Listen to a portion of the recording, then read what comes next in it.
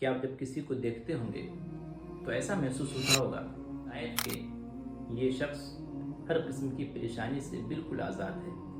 آپ جس معاشرے میں رہتے ہیں، جس گاؤں، جس محلے اور جس سوسائٹی میں رہتے ہیں، آپ کو ایسا محسوس ہوتا ہوگا شاید کہ اس گاؤں میں، اس محلے میں اور اس آبادی میں سب سے زیادہ پریشان میں ہی ہوں۔ گاؤں کے سارے لوگ بالکل خوش ہیں، سب اچھی حالت میں، کسی کے پاس کوئی پریشانی نہیں ہے، صرف میں ہی پریشان ہوں۔ کبھی آپ کو ایسا محسوس ہوتا ہوگا، لیکن یاد رہے دنیا کا کوئی ایسا شخص ہے ہی نہیں جو آدمی ہو، دنیا میں ہو اور پریشانی کے عالم میں نہ ہو۔ ایسا نہیں ہو سکتا۔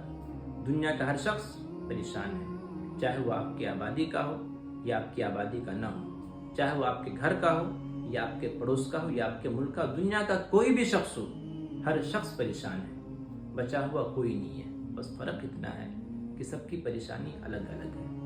کوئی اس وجہ سے پریشان ہے کہ اس پر قرض بہت زیادہ ہے، کوئی اس وجہ سے پریشان ہے کہ اس کے پاس پیسے تو بہت ہیں مگر اس کے پاس بیماریاں بہت زیادہ ہیں، کوئی اس وجہ سے پریشان ہے کہ اس کے کاروبار اچھے نہیں چلتے، کوئی اس بنا پر پریشان ہے اس کی پڑھائی اچھی نہیں چل رہی ہے۔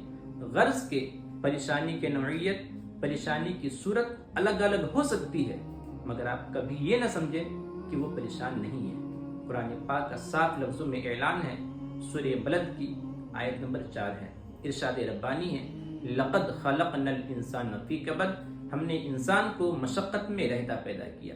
جتنے بھی انسان دنیا میں ہیں سب کے سب مشقت، سب کے سب پریشانی میں ہیں۔